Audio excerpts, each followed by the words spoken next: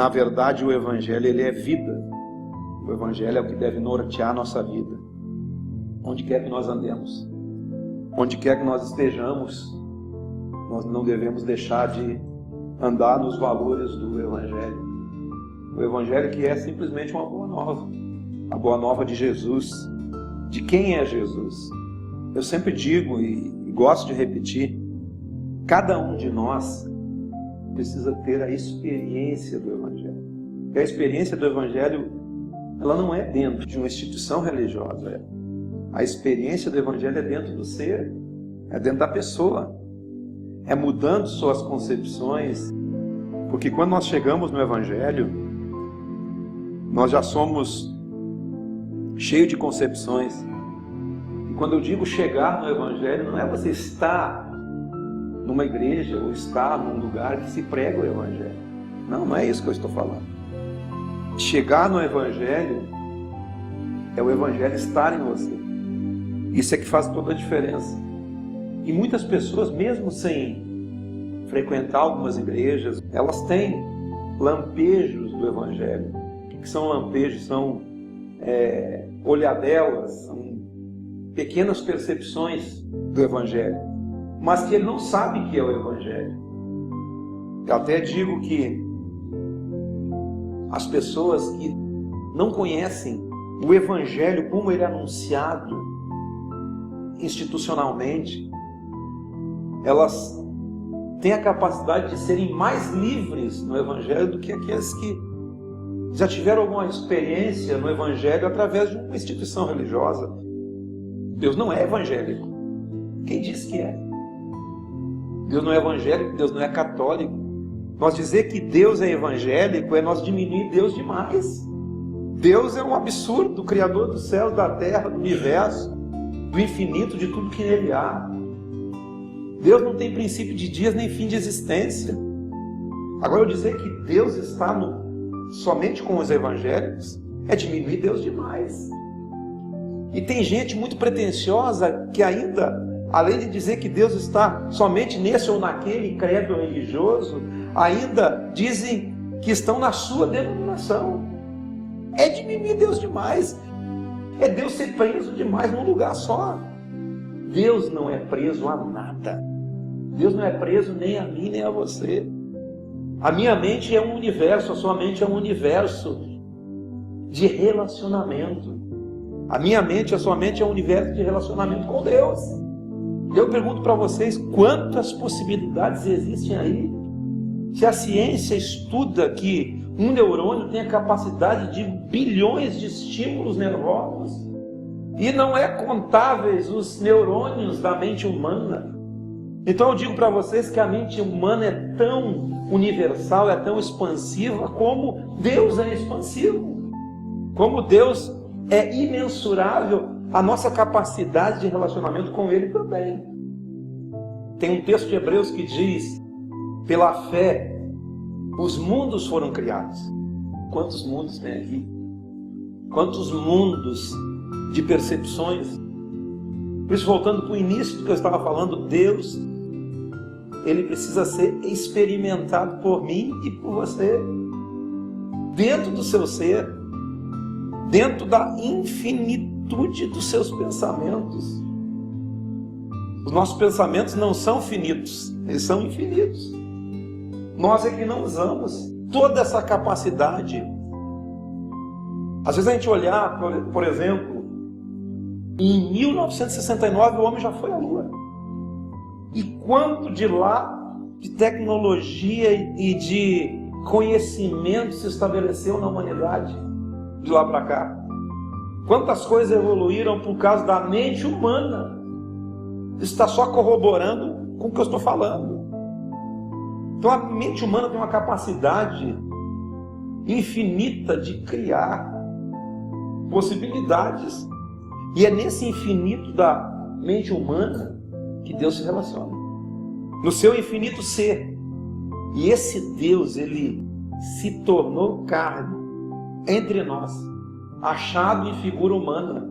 Jesus, diz Hebreus, que é a expressão exata de como Deus pensa. Conhecer Jesus, quando você conhece quem Jesus foi, E você compreende isso no seu espírito. Dentro do seu espírito, a sua percepção muda. Então é nessas experiências, nesse homem Jesus, a expressão de Deus nessa terra. E você olha para Jesus e você começa a ver como ele foi e como ele se relacionou com as pessoas que aqui viveram. Deus não pode ser diferente do que Jesus foi. Porque Jesus é o Filho de Deus, é o unigênito do Pai. Eu estava falando aqui a semana passada sobre a correlação que tem o Pai e o Filho.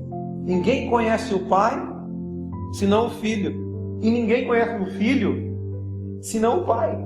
E conhecer o Filho te leva a conhecer o Pai. Essa é a correlação de Deus e Jesus. Então quando você olha para Jesus, você conhece quem Deus é. Porque ninguém jamais viu Deus. Não tem nenhum registro na Bíblia que mostre Deus corporeamente. Tem um texto lá do Velho Testamento que fala que Deus apareceu de costas na fenda da rocha. Moisés viu ele pelas costas, mas Deus não tem costas. Jesus disse lá em João 4 que Deus é Espírito. Deus é Espírito. Ninguém jamais viu a Deus, mas o Filho de Deus, o unigênito que está no seio do Pai, foi quem o revelou. Então eu só conheço a Deus por intermédio de Jesus e não tem jeito. Nós devemos conhecer Jesus, quem Ele foi, qual foi as atitudes dele nessa terra, e com certeza o único na Bíblia, no relato bíblico, que jamais se contradisse no que diz, foi Jesus, porque não pode se contradizer. Jesus, ele é um Espírito, que é o próprio Espírito Santo. O Pai, o Filho e o Espírito Santo são um, não é verdade? Eu tenho que ter a experiência com o Espírito de Jesus. Como assim? No meu relacionamento diário com as pessoas. Todo o meu relacionamento diário com as pessoas, se ele for baseado no Espírito de Jesus que habita naquele que crê em Jesus, ou até mesmo naqueles que nunca professaram a Jesus. Nós não podemos ser pretensiosos de dizer que aqueles que nunca confessaram Jesus não podem ter o Espírito de Jesus. Eles podem ter, como eu disse, as olhadelas, os lampejos. Eles podem ter comportamentos que nem Jesus, porque Jesus não é apenas o sacerdote, aquele que morreu na cruz. Jesus é o sacerdote eterno, segundo a ordem de Melquisedeque. Porque eu digo para vocês que antes que tivesse Bíblia, Jesus é. E eu provo isso na própria Bíblia. João 1:1. No princípio era o Verbo. O Verbo estava com Deus. O que significa verbo? Palavra. Ali no original a palavra é logos, é palavra. No princípio era a palavra estava com Deus, e o verbo, todo verbo ele é uma ação. A palavra criadora de Deus. No princípio era o verbo estava com Deus, o verbo era Deus. Tudo foi criado por intermédio dele e nada do que existe foi feito sem a criação dele mesmo. Deus é o criador do universo, mas pela palavra os mundos foram criados. E a própria palavra é o próprio Jesus. Porque a Bíblia, ela tem 1.600, entre 1.600 e 1.700 anos. E antes dela nada acontecia. Deus não falava com ninguém. Ele é o Verbo eterno de Deus. Ele é a palavra eterna de Deus, o próprio Cristo. Por isso que Hebreus compara ele com... O texto lá de Hebreus diz que Deus jurou e não se arrependerá. Falando de Jesus, falando do Filho. Tu és sacerdote para sempre, segundo a ordem de Melquisedeque. Por que ordem de Melquisedeque? O que isso tudo que eu estou falando tem a ver? Que o Jesus da Bíblia, que nós cremos nele, porque nós somos ocidentais, nós estamos para o lado de cá do mundo, mas para o lado de lá do mundo não tem Jesus. Eles creem em outros deuses, como a gente acha que é isso. Esse Jesus do lado de cá dos ocidentais, do cristianismo, é da linhagem de Abraão. Abraão é o pai da fé. Abraão gerou a Isaac, que gerou a Jacó, que gerou 12 filhos, entre eles Judá, e da linhagem de Judá, o leão da tribo de Judá, veio Jesus. E vem vindo. Esse Jesus é o Jesus histórico da Bíblia, que nós cremos porque está registrado.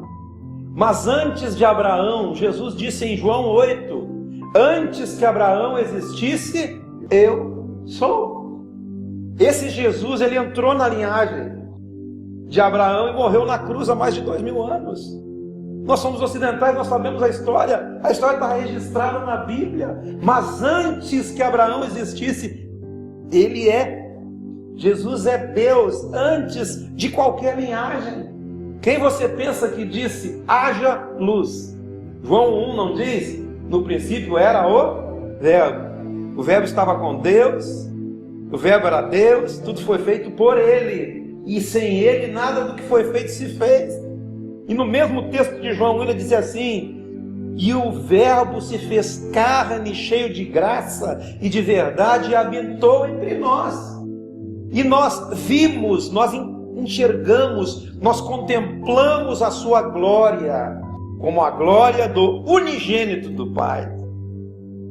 Abraão, quando voltou de uma guerra que venceu 5 reis, ele foi a um sumo sacerdote chamado Melquisedeque, e ele levou os dízimos dos despojos de guerra e colocou aos pés de Melquisedeque.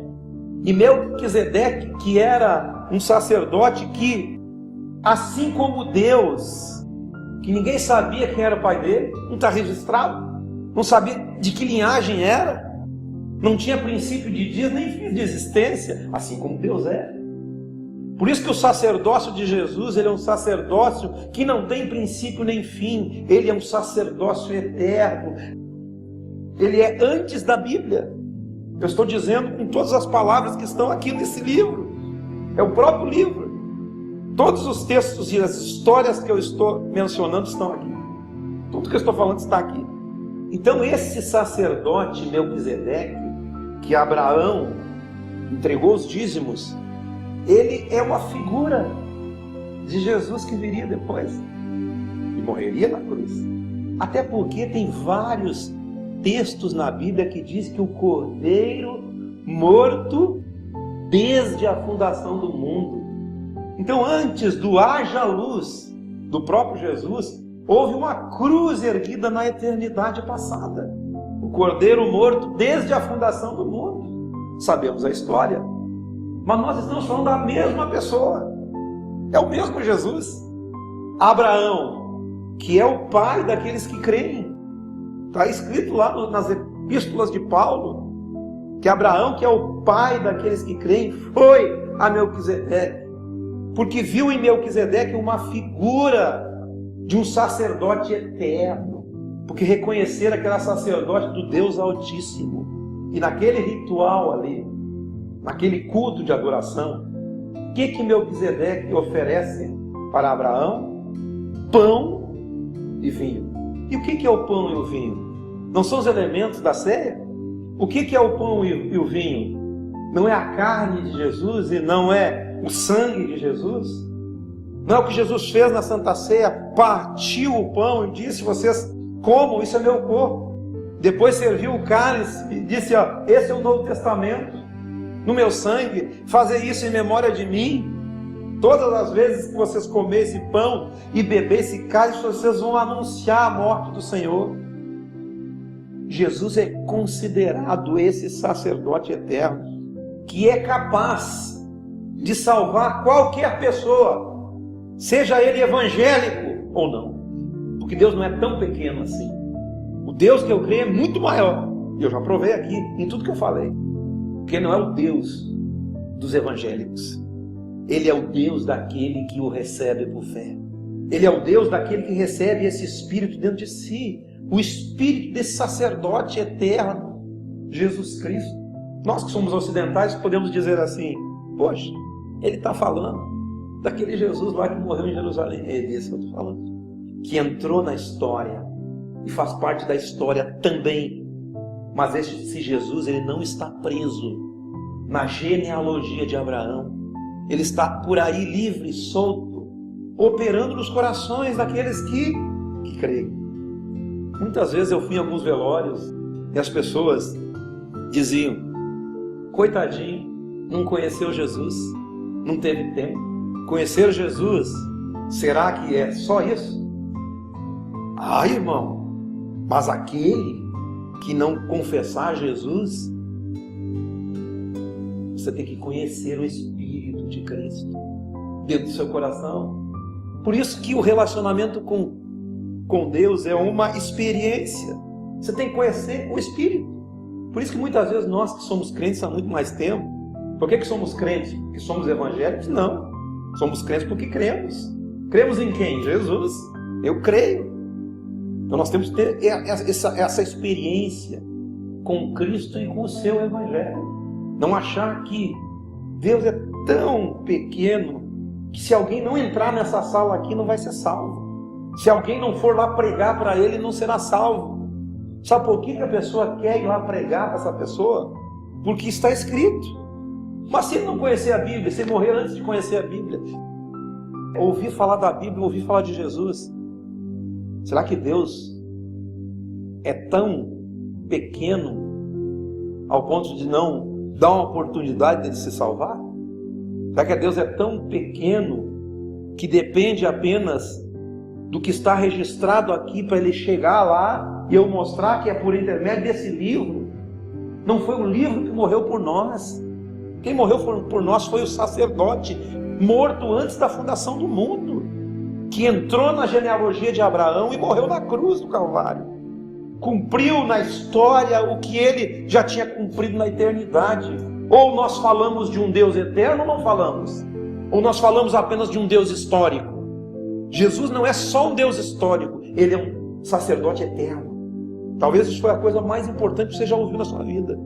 Jesus não é apenas um Deus histórico, que a maioria das pessoas se aproximam do Jesus histórico e não do Jesus eterno. Por isso que suas vidas nunca tiveram mudanças reais, porque não tiveram experiências como a própria experiência de Abraão. Abraão era um idólatra, mentiroso, era um árabe. De repente algo tocou no coração dele, e ele saiu da sua terra, do meio de sua gente. E quem estava falando no coração dele? E depois que ele venceu aquela guerra e foi naquele sacerdote, quem estava falando? Quem mandou ele sacrificar Isaac? Experiências. Nós temos que ter as nossas experiências no dia a dia. Conhecer Jesus e ter relacionamento com Jesus é na minha casa. Eu e a minha esposa.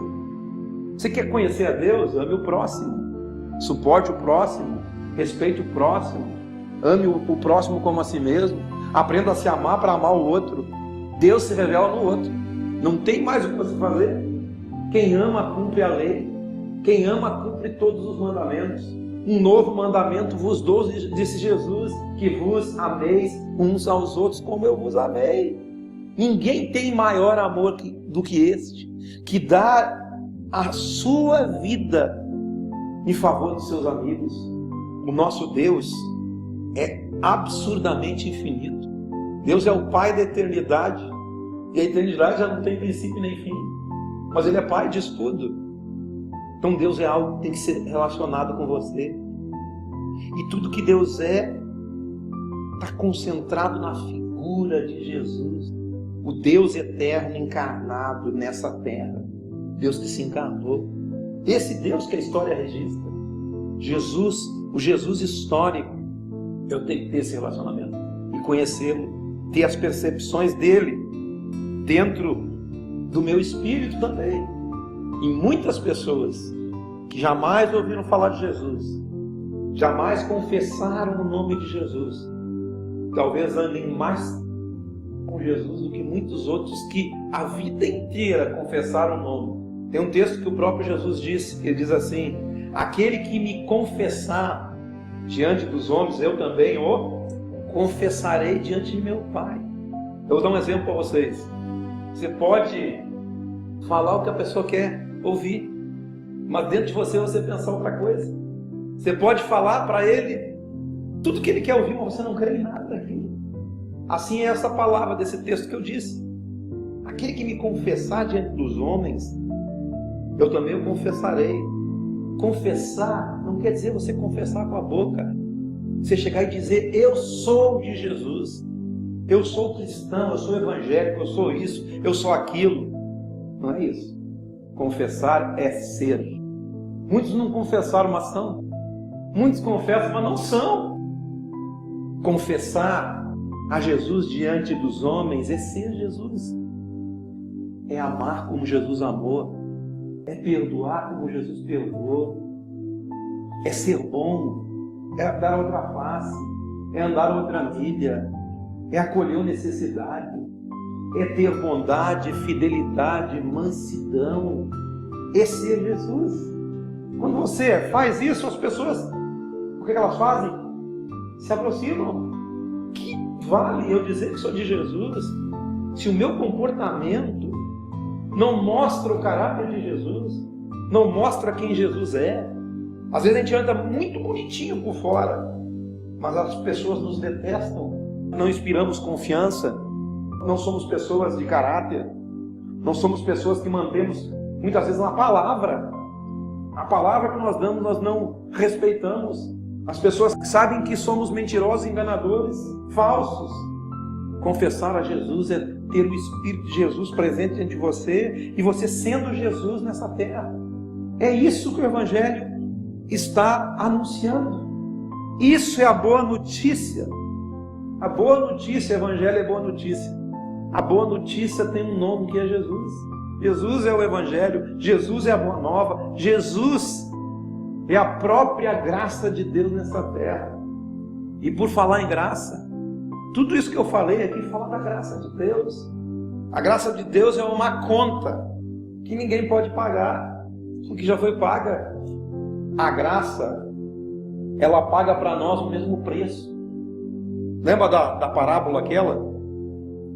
Dos trabalhadores que foram contratados de manhã, outro foi contratado ao meio-dia, outro foi contratado no meio da tarde, outro foi contratado às 5 da tarde, e às 6 horas da tarde terminou o serviço e eles foram acertar as contas.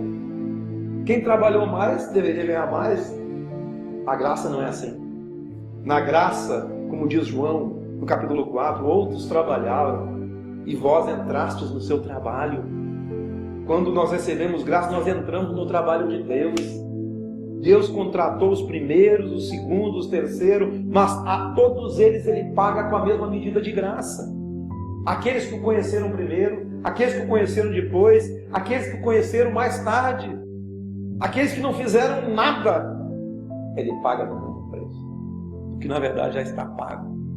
Em Cristo Deus estava reconciliando o mundo inteiro, não imputando aos homens as suas transgressões. Em Cristo eu estou perdoado. Em Cristo você está perdoado. Em Cristo a graça foi derramada. O texto de Tito diz assim: a graça de Deus se há manifestada. Vamos ler? Tito 2:11. Porquanto a graça de Deus se manifestou salvadora a todos os homens. A graça de Deus se manifestou salvadora apenas os evangélicos. Está escrito isso. A graça de Deus se manifestou salvadora aos católicos, aos budistas, aos não sei quem. A graça de Deus se manifestou salvadora a todos os homens. E o que ela fez isso? Educando-nos para que, renegadas à impiedade e às paixões mundanas, vivamos neste século, nessa era, na presente era, nesse tempo, de uma forma sensata, de uma forma justa e de uma forma piedosa. aguardando a bendita esperança, a manifestação da glória do nosso grande Deus e Salvador Jesus Cristo. Que glória é essa? A glória de Cristo em vós. Qual manifestação de Jesus que você está esperando? Ele nos céus? Arrebatamento? Não, a manifestação da glória de Jesus em você. Não existe coisa melhor que você ser Jesus manifestado aqui, o qual a si mesmo se deu por nós a fim de nos remir de toda a iniquidade e purificar para si mesmo um povo seu, exclusivo, zeloso de boas obras. Portanto, diz estas coisas, exorta e repreende também com toda autoridade, e ninguém te despreze. Amém?